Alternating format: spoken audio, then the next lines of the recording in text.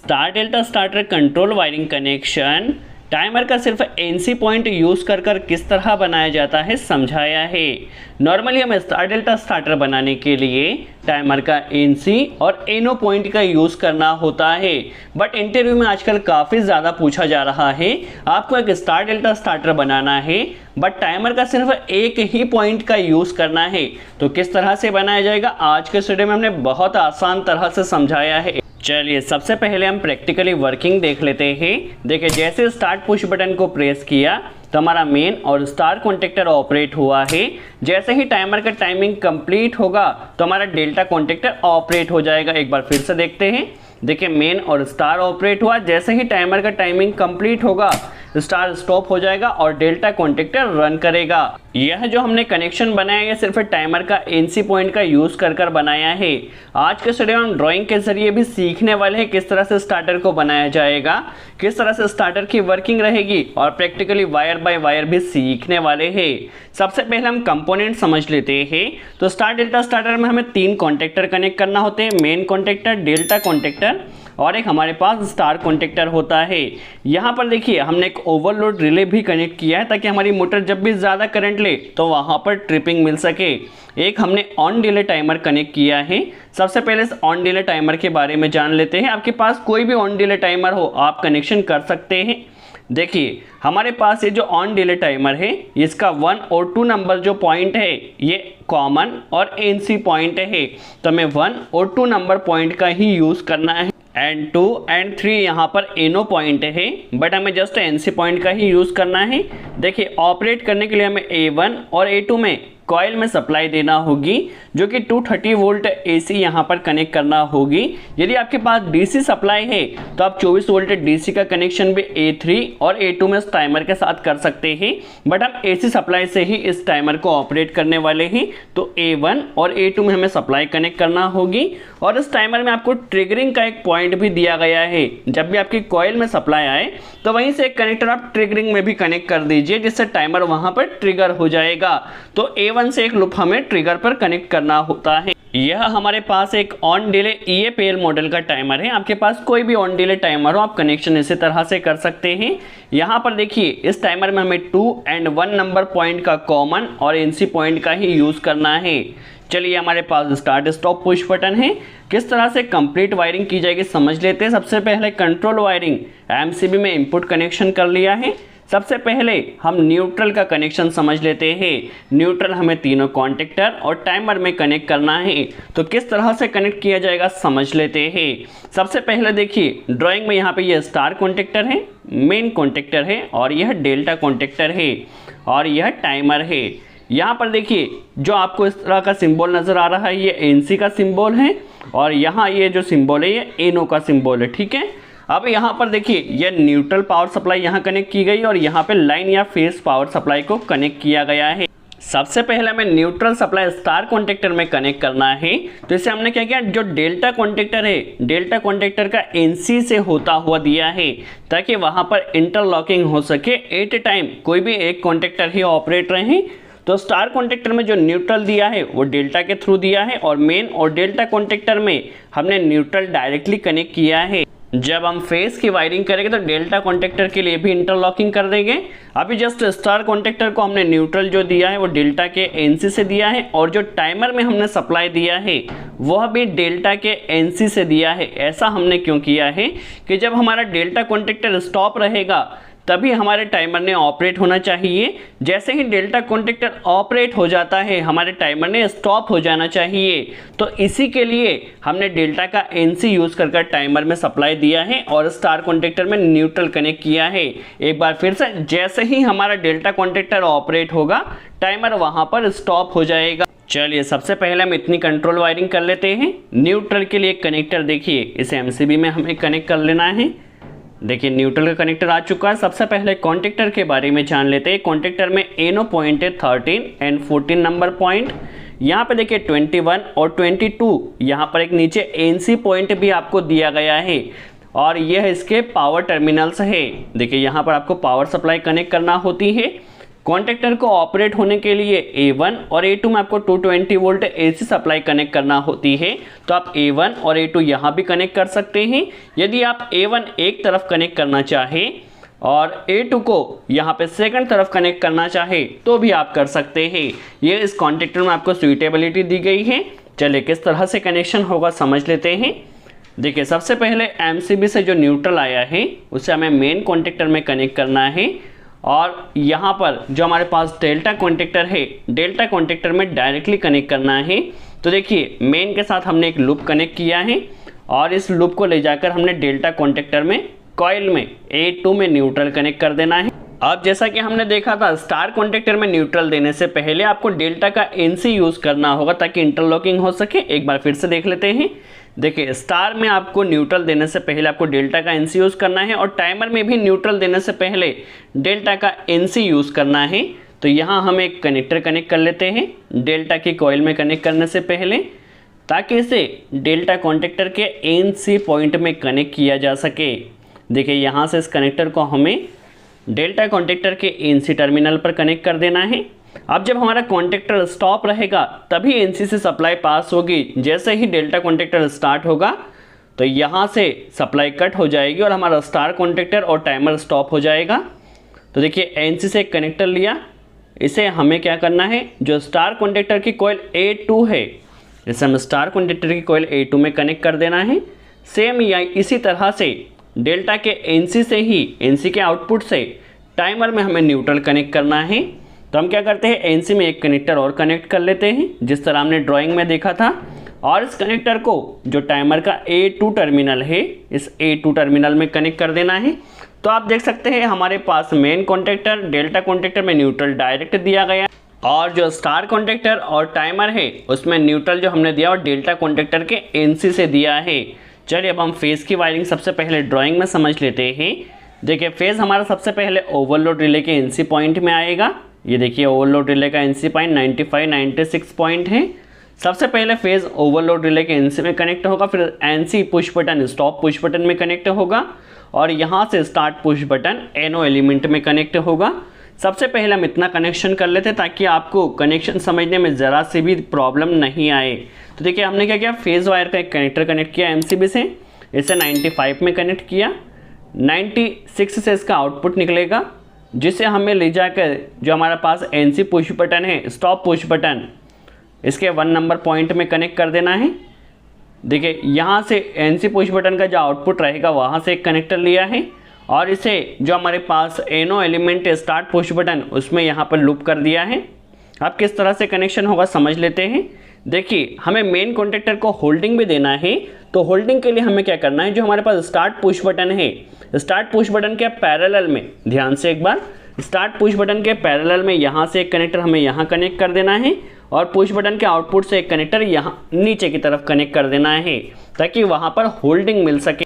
तो हम एक कनेक्टर NO एलिमेंट के इनपुट में कनेक्ट कर लेते हैं। ये हमारे पास होल्डिंग सप्लाई है। इस होल्डिंग सप्लाई को जो हमारे पास कॉन्टेक्टर का NO का इनपुट सिरा है 13 नंबर पॉइंट यहाँ कनेक्ट कर देना है। चलिए इसे हम अच्छे से टाइट कर देते हैं। अब देखिए हमारे पास जो पुश बटन का आउटपुट है उस पुश बटन के आउटपुट को जो कॉन्टेक्टर का NO का आउटपुट है 14 नंबर पॉइंट यहाँ कनेक्ट कर देना है। किस तरह से इसकी वर्किंग होगी वह भी अभी हम समझने वाले हैं। जस्ट हमने होल्डिंग के लिए कनेक्ट किया है जिस तरह से ड्राइंग में हमने देखा था। अब हमें क्या करना है, जो NO का आउटपुट रहेगा NO के आउटपुट को टाइमर के NC से ले जाते हुए स्टार कॉन्टेक्टर को ऑपरेट करना। तो यहाँ पर हमारा स्टार कॉन्टेक्टर ऑपरेट हो जाएगा और इंटरलॉकिंग के लिए ऑलरेडी न्यूट्रल को हमने इंटरलॉक कर रखा है। तो स्टार कॉन्टेक्टर को हमें करना क्या है, टाइमर के NC से कनेक्ट करना है। तो एक कनेक्टर हमने पुश बटन के आउटपुट से कनेक्ट किया, इसे हमने क्या किया, जो 2 नंबर पॉइंट है ये कॉमन पॉइंट है तो कॉमन में कनेक्ट कर दिया। टाइमर का जो NC पॉइंट है 1 नंबर पॉइंट, इस 1 नंबर पॉइंट में हमने कनेक्टर कनेक्ट किया और इसे जो हमारे पास स्टार कॉन्टेक्टर है स्टार कॉन्टेक्टर की A1 कॉइल में कनेक्ट कर देना है। जितना टाइम हमने टाइमर में सेट किया है उतने ही टाइम तक हमारा स्टार कॉन्टेक्टर ऑपरेट होगा, इसलिए हमने इस तरह से कनेक्शन किया। और जैसे ही टाइमिंग कंप्लीट हो जाता है तो हमारा वहाँ पे स्टार कॉन्टेक्टर स्टॉप हो जाएगा और डेल्टा कॉन्टेक्टर ऑपरेट होगा। और जैसे ही डेल्टा कॉन्टेक्टर हमारा ऑपरेट होगा तो देखिए डेल्टा कॉन्टेक्टर के ऑपरेट होने से एनसी एनो बनेगा और वहाँ पर हमारा टाइमर की सप्लाई भी कट जाएगी क्योंकि न्यूट्रल पावर सप्लाई कट हो जाएगी और स्टार कॉन्टेक्टर भी कट हो जाएगा। तो देखिए हमारे पास यहाँ पे जस्ट स्टार कॉन्टेक्टर ऑपरेट हुआ। यहाँ पर आप कंट्रोल वायरिंग को थोड़ा केयरफुली वॉच कीजिए। देखिए टाइमर में जितना टाइम हम सेट करते हैं उतने ही टाइम तक कॉमन की सप्लाई एनसी से निकलती है। जैसे ही टाइमर का टाइमिंग कंप्लीट हो जाता है तो एनसी की सप्लाई वहाँ पर कट हो जाती है। चलिए अब हम ड्राइंग में आगे किस तरह से वायरिंग होगी समझ लेते हैं। अभी हमारा स्टार कॉन्टेक्टर की कंट्रोल वायरिंग हो चुकी है। अब हमें मेन कॉन्टेक्टर को ऑपरेट करना है। तो मेन कॉन्टेक्टर को ऑपरेट करने के लिए आपको स्टार कॉन्टेक्टर का NO टर्मिनल का यूज़ करना है। दैट मीन्स क्या होगा, पहले स्टार कॉन्टेक्टर ऑपरेट होगा, फिर जैसे स्टार ऑपरेट होगा तो स्टार के NO से आपका मेन कॉन्टेक्टर ऑपरेट होगा। अब सप्लाई किस तरह से दी जाएगी समझ लेते हैं। या तो आप एक कनेक्टर पुश बटन के आउटपुट से कनेक्ट कर लीजिए, क्योंकि हमने यहाँ पे देखिए टाइमर में जो सप्लाई आई है वो पुश बटन के आउटपुट से ही आई है। तो आप एक कनेक्टर या तो पुश बटन के आउटपुट से कनेक्ट कीजिए या फिर टाइमर के कॉमन पॉइंट से कनेक्ट कर लीजिए। तो हमने क्या किया, टाइमर के 2 नंबर पॉइंट से कनेक्टर लिया है और इसे ले जाकर हमारे पास जो स्टार कॉन्टेक्टर का NO टर्मिनल है 14 नंबर पॉइंट में कनेक्ट कर देना है। जब हमारा स्टार कॉन्टेक्टर ऑपरेट होगा तो यहाँ पर NONC बनेगा और सप्लाई पास होगी, जिससे हमारा मेन कॉन्टेक्टर पिकअप हो जाएगा।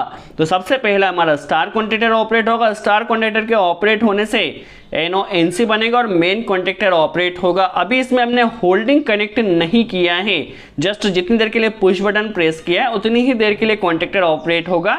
अब होल्डिंग किस तरह से दी जाएगी समझ लेते हैं। देखिए मेन कॉन्टेक्टर की कॉइल से A1 से एक कनेक्टर आपको लेना है। तो देखिए यहाँ से एक कनेक्टर हमने लिया। अब इसे देखिए कॉन्टेक्टर के आउटपुट सिरे में जो NO का आउटपुट सिरा है इसे आउटपुट सिरे पर कनेक्ट कर देना है। तो देखिए कॉइल से हम एक कनेक्टर ले लेते हैं और इसे NO के आउटपुट में कनेक्ट कर देते हैं। होगा क्या, जैसे ही पुश बटन प्रेस किया कॉन्टेक्टर ऑपरेट हुआ। कॉन्टेक्टर के ऑपरेट होने से NONC बनेगा। NONC बनने से यह सप्लाई यहाँ पर पास होगी और हमारा कॉन्टेक्टर होल्ड हो जाएगा। तो यहाँ पर हमने क्या किया, होल्डिंग के लिए जो हमें काम करना था होल्डिंग का कनेक्शन यहाँ पर हो चुका है। तो जस्ट अभी हम एक बार इसे ऑपरेट कर देख लेते हैं। जैसे ही पुश बटन प्रेस करेंगे तो मेन और स्टार कॉन्टेक्टर हमारा ऑपरेट हो रहा है। स्टॉप किया, जैसे ही पुश बटन प्रेस किया मेन और स्टार कॉन्टेक्टर की हमारी कंट्रोल वायरिंग यहाँ पर कंप्लीट हो चुकी है। अब हमें टाइमर को ऑपरेट करना है और डेल्टा कॉन्टेक्टर को ऑपरेट करना है। तो किस तरह से कंट्रोल वायरिंग होगी सबसे पहले हम ड्राइंग में समझ लेते हैं, फिर किस तरह से कनेक्शन होगा स्टेप बाय स्टेप हम सीखने वाले हैं। अब देखिए यहीं से हमें क्या करना है, जो हमारे पास स्टार कॉन्टेक्टर का NO टर्मिनल का आउटपुट है, एक बार फिर से NO का जो आउटपुट है वहाँ से हमें एक कनेक्टर लेना है और इसे स्टार कॉन्टेक्टर के NC से डेल्टा को ऑपरेट कर देना है। जस्ट इंटरलॉकिंग करते हुए क्या करना है, जो हमारे पास स्टार का NO का आउटपुट है यहाँ से एक कनेक्टर लेना है और स्टार के NC से होते हुए डेल्टा को ऑपरेट कर देना है। तो देखिए हमारे पास यहाँ पे जो कॉइल से सप्लाई आई है, या तो हम एक कनेक्टर यहाँ से कनेक्ट करें या फिर यहाँ से NO के आउटपुट से। तो हम क्या करते हैं, NO के आउटपुट से एक कनेक्टर को कनेक्ट कर लेते हैं। चलिए यहाँ पर एक कनेक्टर हम पहले कनेक्ट कर लेते हैं। जो स्टार कॉन्टेक्टर का NO का आउटपुट है, ध्यान से वॉच कीजिए, NO के आउटपुट से कनेक्ट करना है और इसे NC के इनपुट में कनेक्ट कर दें। अभी किस तरह से हमारा स्टार्टर की वर्किंग होगी वह भी हम समझने वाले हैं। अभी जस्ट हमें क्या करना है, यहाँ से एक कनेक्टर को कनेक्ट करना है और इसे NC के इनपुट में कनेक्ट कर देना है। जब हमारा स्टार कॉन्टेक्टर स्टॉप रहेगा, एक बार फिर से जब हमारा स्टार कॉन्टेक्टर स्टॉप रहेगा तब यह सप्लाई पास होगी और डेल्टा कॉन्टेक्टर को ऑपरेट करेगी। तो देखिए यहाँ पर हमने क्या करना है, एक कनेक्टर को डेल्टा की कॉइल A1 में कनेक्ट कर देना है। अब किस तरह से स्टार्टर की वर्किंग होगी समझ लेते हैं। देखिए क्या होगा, जब पुश बटन को प्रेस किया जाएगा तो हमारा सबसे पहले क्या होगा, स्टार कॉन्टेक्टर ऑपरेट होगा। स्टार कॉन्टेक्टर के ऑपरेट होने से क्या होगा, यहाँ से NO से सप्लाई निकलेगी और यह सप्लाई जाएगी हमारे मेन कॉन्टेक्टर में, जिससे हमारा मेन कॉन्टेक्टर ऑपरेट हो जाएगा। और मेन कॉन्टेक्टर के ऑपरेट होने से देखिए यहाँ पे जो सप्लाई आ रही है वो होल्डिंग सप्लाई आ रही है। क्या होगा, जैसे मेन कॉन्टैक्टर ऑपरेट हुआ यहाँ से मेन कॉन्टैक्टर होल्ड हो जाएगा और मेन कॉन्टैक्टर के होल्ड होने से एनो में जो सप्लाई आ रही है वो होल्डिंग सप्लाई आ रही है। तो इसी होल्डिंग सप्लाई को हमने स्टार कॉन्टैक्टर के एनसी में कनेक्ट किया है, जिससे हमारा डेल्टा कॉन्टैक्टर ऑपरेट होगा। तो यहाँ पर जस्ट हमारे पास जो डेल्टा कॉन्टैक्टर के लिए सप्लाई आई है वो होल्डिंग सप्लाई है, इसमें आपको कंफ्यूज नहीं होना है और इसी होल्डिंग सप्लाई से ही हमारा डेल्टा कॉन्टैक्टर ऑपरेट होगा। तो देखिए हमारे पास यहाँ तक कंट्रोल वायरिंग हो चुकी है। अभी हमें टाइमर को ऑपरेट करना है। तो टाइमर को ऑपरेट करने के लिए देखिए आप एक सप्लाई क्या कीजिए, या तो स्टार के एनो से आप यहाँ से ले लीजिए क्योंकि ये टाइमर के एनसी से ही गई है, या फिर आप डायरेक्टली एक कनेक्टर टाइमर के एनसी 1 नंबर पॉइंट में कनेक्ट कर लीजिए। तो हम क्या काम करते हैं, 1 नंबर पॉइंट में कनेक्टर कनेक्ट करते हैं क्योंकि टाइमर का एनसी है। टाइमर के एनसी से हमें टाइमर की कॉइल A1 में कनेक्ट कर देना है और जो न्यूट्रल कनेक्ट किया है वो डेल्टा के एनसी से हमने ऑलरेडी कनेक्ट किया है। जैसे ही डेल्टा कॉन्टैक्टर स्टार्ट होगा तो हमारे टाइमर का न्यूट्रल कट जाएगा और हमारा टाइमर वहां से स्टॉप हो जाएगा। तो हमें सबसे पहले फेज की कंट्रोल वायरिंग के लिए क्या काम करना है, टाइमर के एनसी से एक कनेक्टर को लेना है और टाइमर की कॉइल में कनेक्ट कर देना है।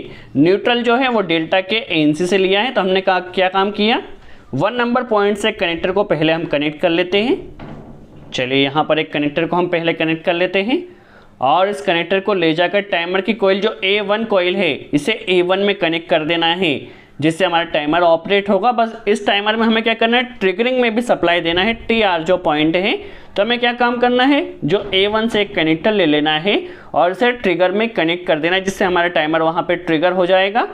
तो हम एक कनेक्टर यहाँ पर अरेंज कर लेते हैं, कनेक्ट कर लेते हैं और इसे A1 से TR पर ट्रिगर पर कनेक्ट कर देते हैं। देखिए इस तरह से ट्रिगर पर कनेक्ट हो जाएगा।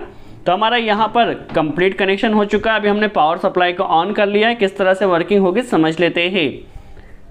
जैसे ही हम स्टार्ट पुश बटन को प्रेस करते हैं तो हमारा स्टार कॉन्टैक्टर और मेन कॉन्टैक्टर ऑपरेट होना चाहिए। जितना टाइम हमने टाइमर में सेट किया है तब तक हमारा स्टार ऑपरेट होना चाहिए। जैसे ही टाइमर का टाइमिंग कंप्लीट हो जाता है तो डेल्टा कॉन्टैक्टर ने ऑपरेट होना चाहिए।